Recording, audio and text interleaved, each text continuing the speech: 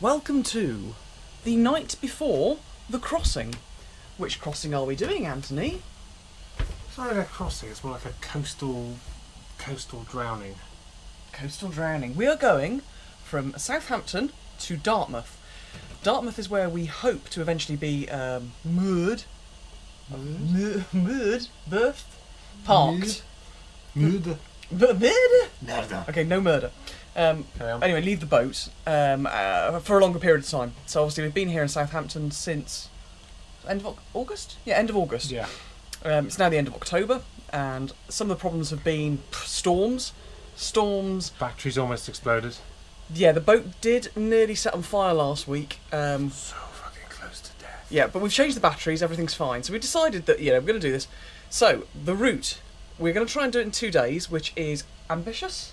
It would be okay if the tides were with us rather than against us most of it. See, I think that they are with us for a bit, if we get up at the time I'm suggesting, which is not 2 in the morning. That's my time. We'll see. So we're going to do it in 2 legs. We're going to go to Portland Bill, which apparently is a place, not just a cartoon. Who knew? So we're going to go there. Hang on, that's tomorrow. My time. Yeah, we're going there tomorrow, aren't we? Yeah. This is not a good sign. We're going there tomorrow. Why don't you look at the map? Okay, I'm going to show you on the map. My arms. So this is what we've got. So we've got these scaggy notes. So here we go. This is our plan. I have better notes. You really don't, though, do you? Because it's all on a bloody iPad, which means nothing in my language. In my world. In my language. In my language. Sound them more like your parents. Well, I'm getting on a bit, aren't I? Yeah. Anyway, so we're up here. Yeah. We're going to come down here.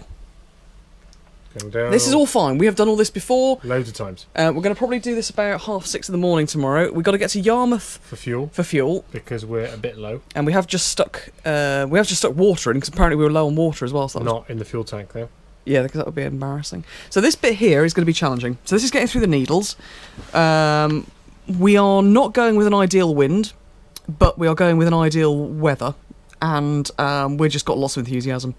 I quite fancy seeing the needles. It will be epic. Well, also, what you don't want to do, though, is end up in this. You see this here? This is all shit. This like 0.8. Did you know this was here? Yeah. There's 0.8 bit? Yeah. What's this thing? That's the southwest shingles. See that? That's your... Oh, that's a sandbank, that is. Yeah. Okay, so anyway, I'll edit this out so it looks like I actually knew that. Yeah. Look, the shingles. We've got to be careful. So we gotta properly stay on that. Stay on target. There's your western. So we've got to hug that. Yes, you go zip like that. Do we go between these two? No, you just go to the west of it. No, I don't think you do. Right. Anyway, we'll debate this in a second.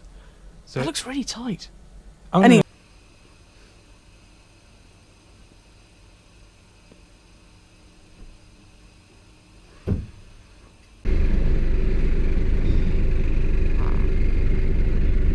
There we go, we're leaving now.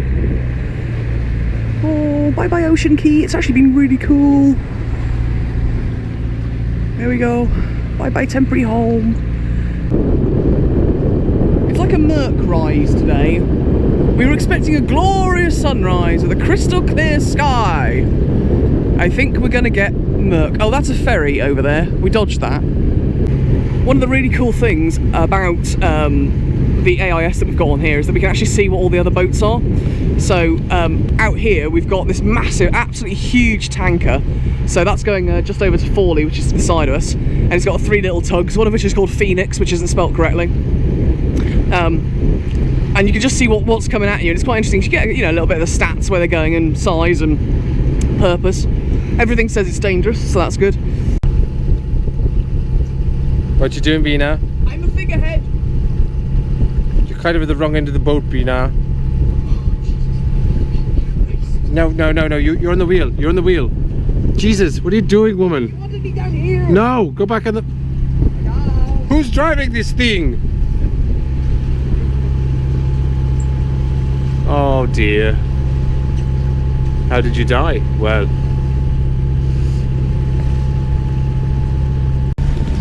We're currently on target, so it's about 10 o'clock, which is roughly when we thought we'd get here.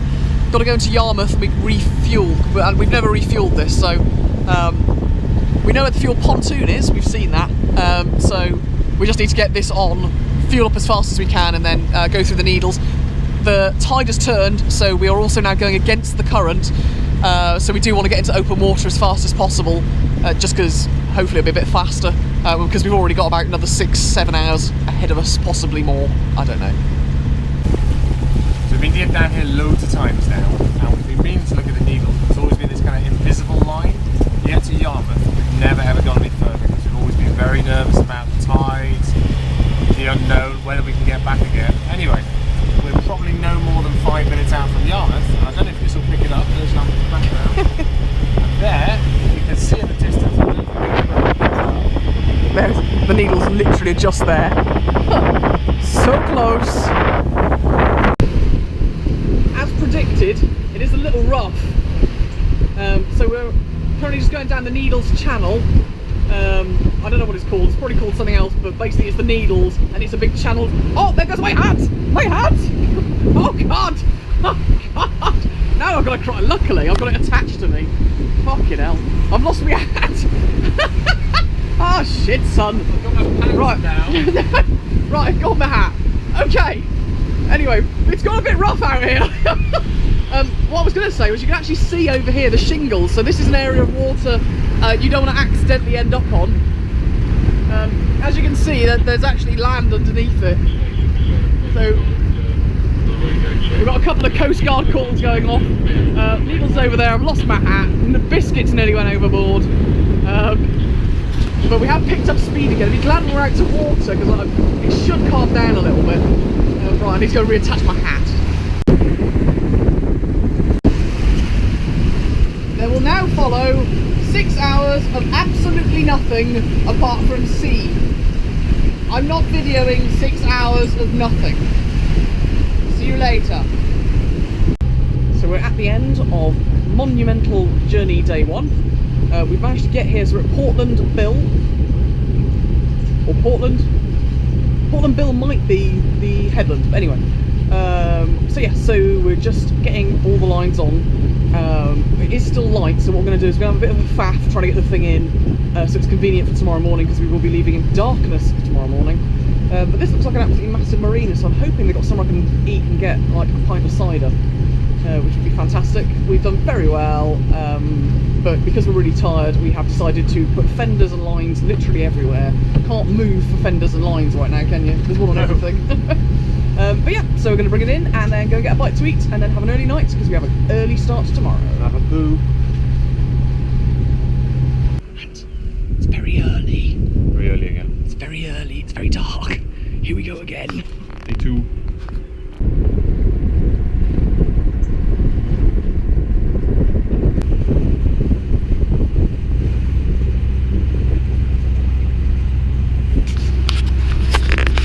Red sky is born, shepherds war.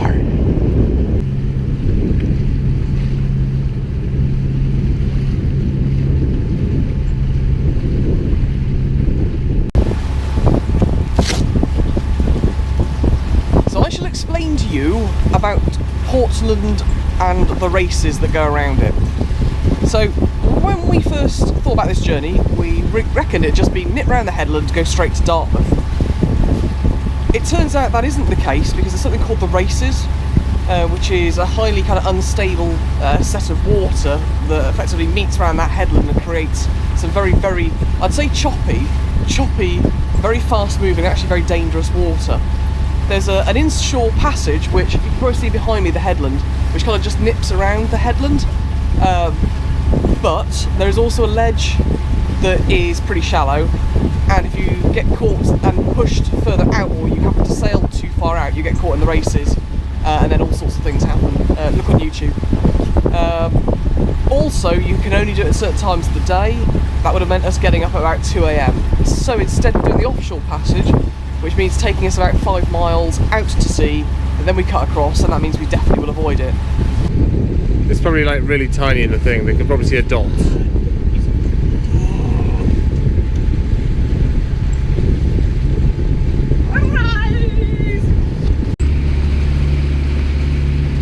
Still very messy though, isn't it? It's very uncomfortable. Right, it's not very nice, is it?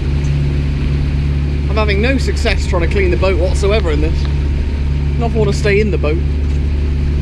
This is us taking a Diet Coke and Coke break. Oh god. try and stay. Try and stay in the boat. It's proving slightly more challenging than we'd anticipated.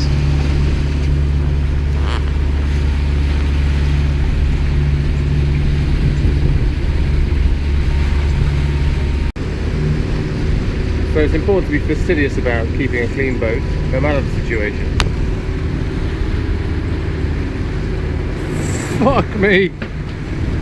Yeah, that almost was a GoPro moment. Everything's fine.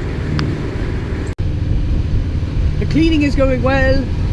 The weather has improved. We're back to t-shirts and shorts, and it's still a bit rocky and rolly, which is a bit of a shame. So I've nearly fallen over a few times whilst cleaning, and there's a couple of maydays gone out. But everything is it's lovely weather. A bit rocky and rolly, so not as comfortable as it could be. But yeah, we're doing okay. We're doing okay.